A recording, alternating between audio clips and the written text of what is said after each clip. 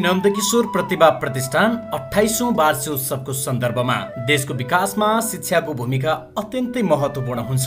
त्यसैले हाम्रो देशमा सामुदायिक विद्यालयमा अध्ययन गर्ने बालबालिकाको शैक्षिक स्तरलाई सुधार गर्ने उद्देश्यले विद्यार्थीहरूबीच स्वस्थ प्रतिस्पर्धा गराउने, उत्कृष्ट प्रदर्शन गर्नेहरूलाई पुरस्कार र प्रोत्साहन दिने साथै पूर्व प्राथमिकदेखि माध्यमिक तहसम्मका शिक्षकहरूलाई विद्यार्थीहरूको शैक्षिक उपलब्धिका आधारमा प्रोत्साहित गर्ने र विद्यालयहरूबीच आपसी सहकार्य बढाउने लक्ष्यसहित विक्रम सम्वत 2054 सालमा श्री नन्दकिशोर प्रतिभा प्रतिष्ठान स्थापना भएको हो। स्थापना पश्चात प्रतिष्ठानले हालको श्री महालक्ष्मी नगरपालिका ललितपुर अन्तर्गतका 14वटा सामुदायिक विद्यालयमा अध्ययनरत विद्यार्थीहरूको नियमित उपस्थितिलाई प्रोत्साहित गर्न विद्यार्थी संख्याका आधारमा निशुल्क अभ्यास पुस्तिका वितरण गर्दै आएको छ। साथै विद्यार्थीहरूको दृष्टि परीक्षण तथा स्वास्थ्य परीक्षण पनि समय समयमा गरिँदै आएको छ।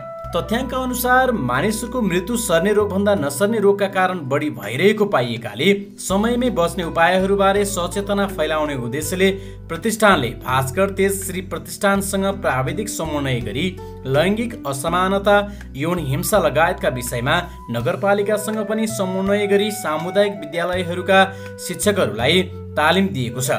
ती शिक्षकहरूले आफ्ना विद्यालयमा विद्यार्थीहरूलाई निरन्तर अवेरनेस कार्यक्रम सञ्चालन गर्दै आएका छन्। प्रतिष्ठानले नियमित रूपमा 14वटै विद्यालयमा गई विद्यार्थीहरूको अध्ययन स्तर र त्यहाँ देखिएका समस्याहरूको समाधान गर्दै आएको छ। वार्षिक परीक्षाको नतिजामा विद्यार्थीहरूले कम अङ्क ल्याएको खण्डमा सम्बन्धित विषयगत शिक्षकहरूसँग बैठक बसी कमजोरीका कारण पत्ता लगाई सुधारका उपायहरू लागू गर्ने कार्य निरन्तर भइरहेको छ। त्यसैगरी समय समयमा बाल विकास शिक्षक, प्राथमिक माध्यमिक तहका शिक्षक तथा सबै प्रधानाध्यापकहरूसँग प्रत्यक्ष वा भर्चुअल बैठक आयोजना गर्दै विद्यार्थीहरूको अध्ययन स्तर र विद्यालयको वातावरण सुधार गर्ने प्रयास समेत भइरहेको छ।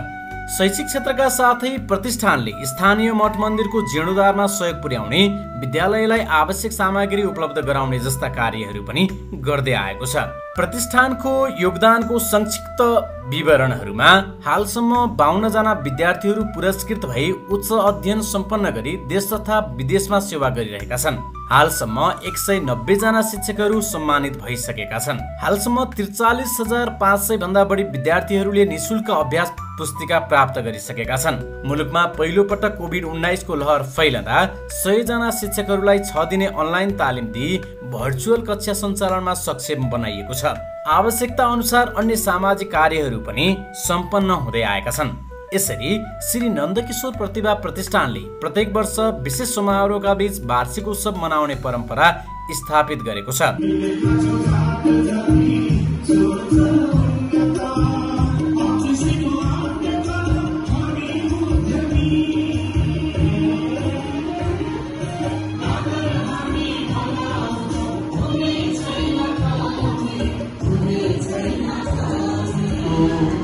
नन्दकिशोर प्रतिभा प्रतिष्ठानको 28औं वार्षिक उत्सवको उपलक्ष्यमा हामीले बधाई तथा सम्मान कार्यक्रम अन्तर्गत हामी भेला भएका छौँ।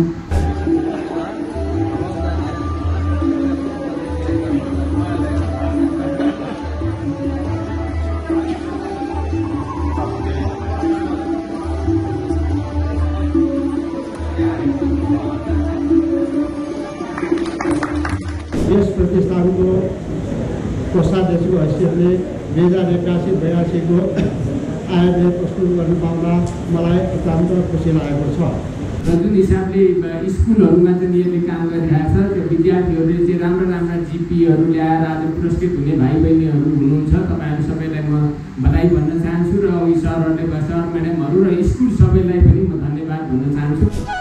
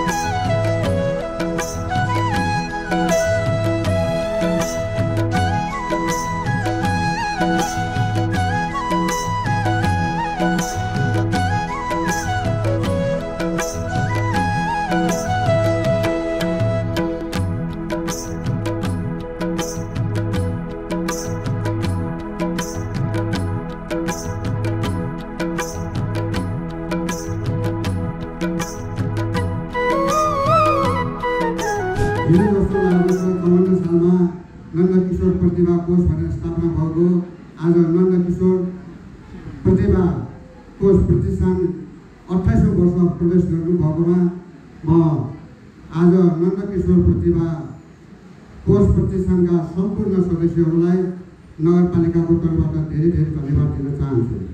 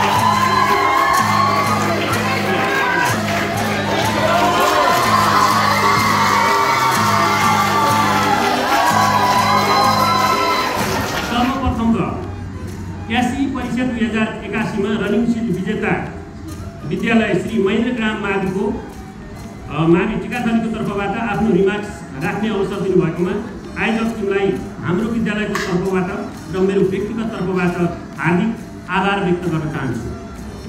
खुसीको कुरा महेन्द्रग्राम माविले यस प्रतिष्ठानको रनिङ सीट यो वर्ष समेत गरी 5औं पटक हात पार्न सफल भएको छ।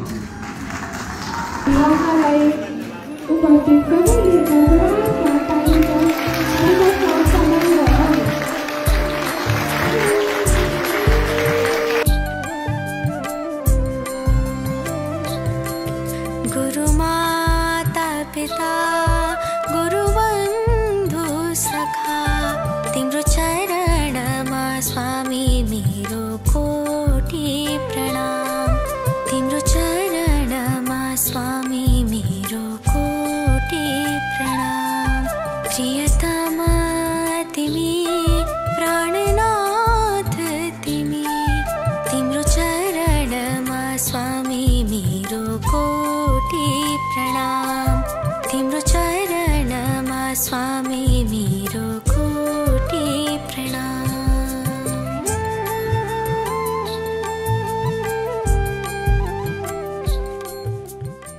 तर म मेरो विद्यार्थी नन्दकिशोर श्रेष्ठसँग धेरै प्रभावित छु, किनभने उनले बुद्धं शरणं गच्छामि, धर्मं शरणं गच्छामि, सङ्घं शरणं गच्छामि को यो सिद्धान्तलाई लिएर सङ्घको माध्यमले विद्यालयको स्तर सुधार गर्ने, जस्तो कि सामुदायिक विद्यालयमा मान्छेहरूको आकर्षण धेरै घट्दै गएको थियो र आफै शिक्षकले पनि आफू शिक्षक भएर सामुदायिक विद्यालयमा पढाउने तर आफ्ना छोराछोरीहरूलाई यो निजी विद्यालयमा पठाउने आकर्षणमा परेका थिए। नन्दकिशोर प्रतिष्ठानबाट आज तपाईहरू सबैलाई अवार्ड विनरहरूलाई स्कुललाई टिचरहरूलाई सबैलाई हार्दिक बधाई दिँदै धन्यवाद ज्ञापन गर्दै उपस्थित सम्पूर्ण सबै महानुभावहरूलाई पनि धन्यवाद ज्ञापन गर्न चाहन्छु। मुख्य कुरा तपाईँ निर्माण गर्ने विद्यार्थी हो, विद्यार्थी भोलिको देशको योग्य नागरिक हो। त्यसकारण त्यसलाई तपाईँहरूले चाहिँ गर्नुहुनेछ भन्ने मैले विश्वास लिएको छौँ र हाम्रो कार्यक्रम वर्षेनी हामी आज भोलि पनि हामी 28 वर्ष पुगिसकेका छौँ र 28 वर्षमा हामीले निरन्तर रूपमा तपाईँहरूको सहयोग सल्लाह सुझाव हामी गर्न पायौँ, त्यो माने हामी धेरै खुसी लागेको छ र आगामी दिनहरूमा पनि हाम्रो भावी कार्यक्रमलाई पनि तपाईँहरूको सहयोग यो समूहको सहयोग नगरपालिकाको सहयोग विभिन्न क्षेत्रको सहयोग पाएको खण्डमा हामी अझ यसलाई चाहिँ प्रभावकारी रूपमा चाहिँ गर्ने पनि हाम्रो चाहिँ यसमा हामी वचनबद्ध पनि व्यक्त गर्न चाहन्छौँ। आज सम्पन्न भइरहेको 28औं वार्षिक उत्सव समारोह पनि यही निरन्तरताको एक सफल उदाहरण हो। प्रतिष्ठानको उत्तरोत्तर प्रगति होस् र आगामी दिनमा अझ प्रभावकारी कार्य गर्दै जाओस् भन्ने हामी हार्दिक मङ्गलमय शुभकामना व्यक्त गर्दछौँ।